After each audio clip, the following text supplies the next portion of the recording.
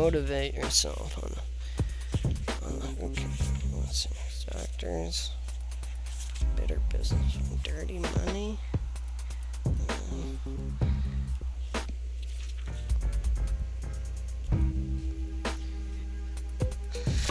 Calvin.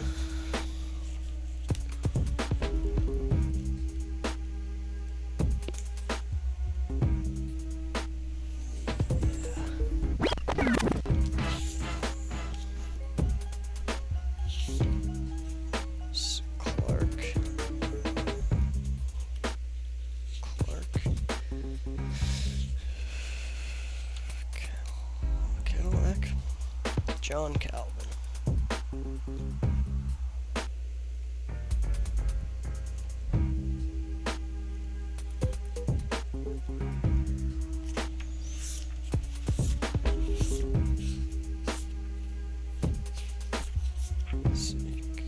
Cunning tips from forgotten love manuals.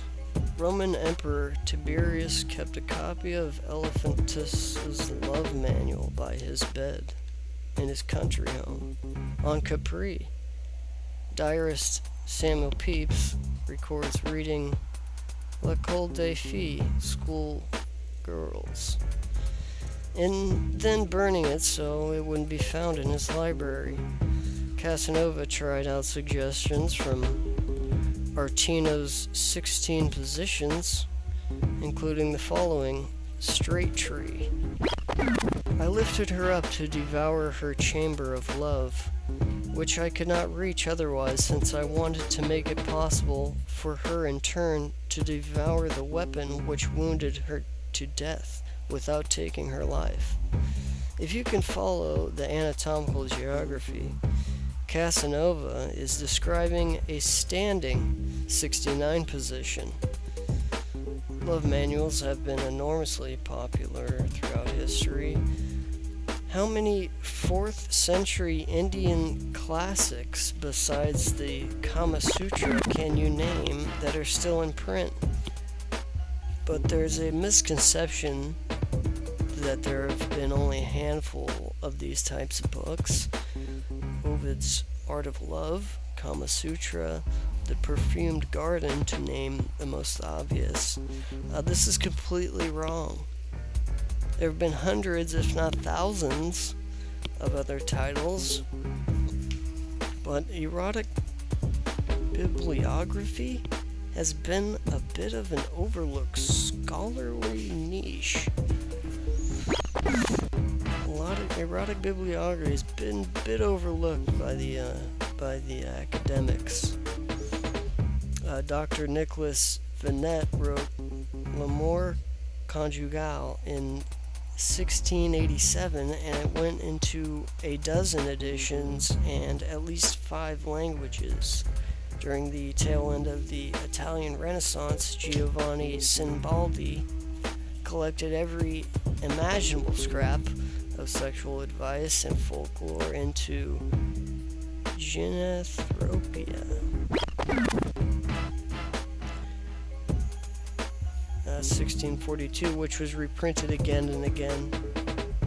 The most popular sex manual of the 17 and 1800s in the United States and Great Britain was called Aristotle's Masterpiece. And during the Civil War era, it helped drive the birth of the fledgling mail order business. Mail order business, okay. Civil War era mail order business, sure. The book, which was most definitely not written by Aristotle, was advertised for sale in newspapers.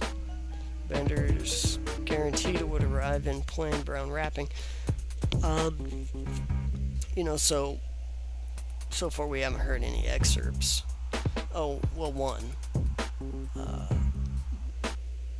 I think so far we kind of get a sense of what this is conveying.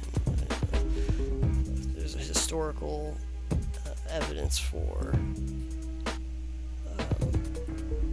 this literature found from modern Civil War era to ancient prehistory.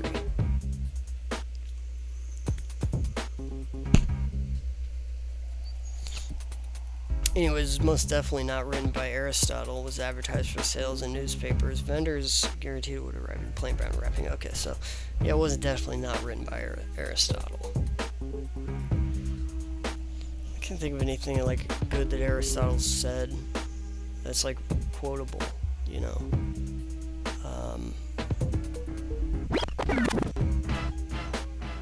I wouldn't even have a reference source to source that from. I don't remember hearing a teaching about him or what he did. Or I know he's philosophy, maybe student of Pluto.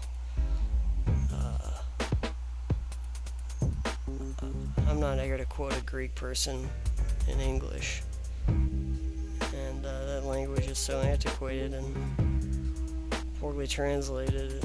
It might have a different substantiation, and I don't use quotes from philosophers.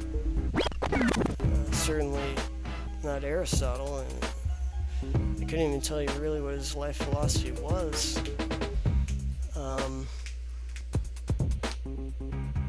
Was he a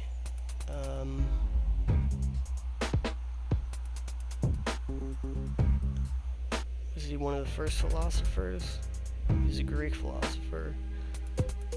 He went to the school Parthenon, and their beliefs basically was in the same as all human beliefs in their culture, power structure, and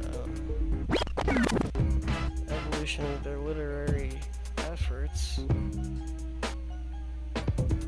were to be considered, and that's what philosophy is. Not necessarily only limited to that, but what I think he believed was, I couldn't even guess. I wouldn't even want to know. How would you even relate to what Aristotle believed? What you can do though is look that up for yourself, you know. We can continue about the sex manual. Sure. Portions of Sedici Modi. That's the Aretino. Aretino. Good luck.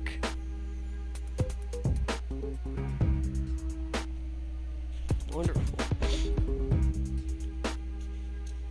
This is beyond all comparison the most extraordinary work of physiology ever published. Promised the monthly newspaper Ormsby's New York mailbag, dated September 1863. There is nothing whatever that married people can either require or wish to know but what is fully explained.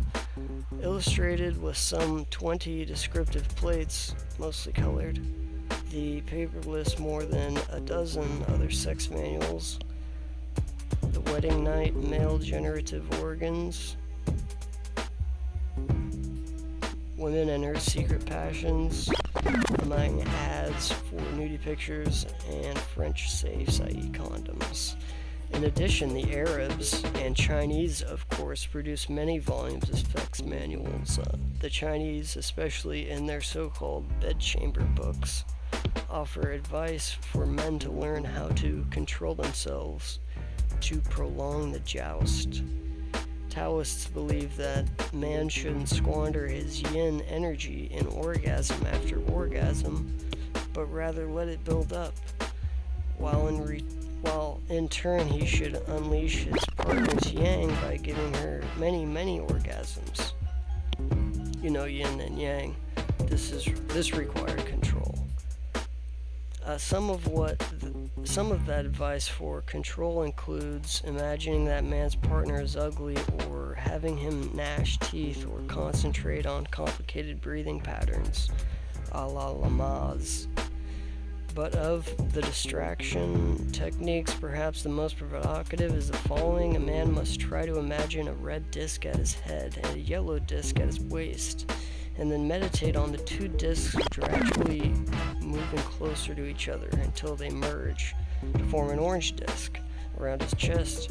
It is better than stock prices or batting average. One time the man can Over time, the man can learn to do various plunges, 9 shallow, 1 deep, then working to 3 shallow, 1 deep. Keeping track will keep his mind off other things. As for the Arab manuals, many are spiced with erotic stories, because those writers believed that a dramatic tale could teach as well or better than cold advice. Erotic manuals also provide a window to the sexuality of the times. Simbaldi, that Renaissance Italian, for instance, includes advice for stopping impotency caused by a witch's spell, urinate through a wedding ring, while a Victorian advice book from 1897 warned that a wife might die and her husband can get cancer of the tongue because he had a fatal habit of applying the tongue and lips to his wife's genitals to provoke her in venereal orgasm.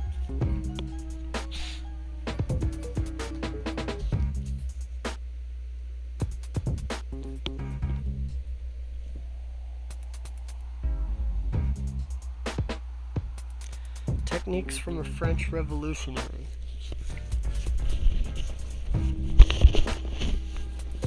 (1783). Comte Mirabeau was an aristocrat who played a crucial role in the French Revolution. He also wrote an impishly witty book, Erotica Biblion. 1783. 1/4 love manual, 3/4 history of sex. Here's the Mirabeau advice for how a woman should stroke a man's penis. The girl should occupy herself only with creating, exciting, and maintaining a plateau of pleasure, and then make every effort to suspend sensation at that level, and do delay accelerating it, or even worse, to provoke climax. All her caresses should be calibrated with infinitely delicate nuance. Imagine the two actors naked in an alcove surrounded by mirrors, and on a bed tilted on an angle. At first, the adept young woman takes the greatest care not to touch the man's genitals. Her approaches are slow, her embraces gentle, her kisses more tender than lascivious. Her tongue strokes are measured, her glance voluptuous, the intertwining with his limbs full of grace and gentleness. She uses her hands to excite a light tingling on the tips of his nipples. Once she perceives that his eye is moist, and she feels that his erection is quite solid, then she gently puts her thumb on the tip of the head of the penis, which she finds bathed in lymphatic liquid.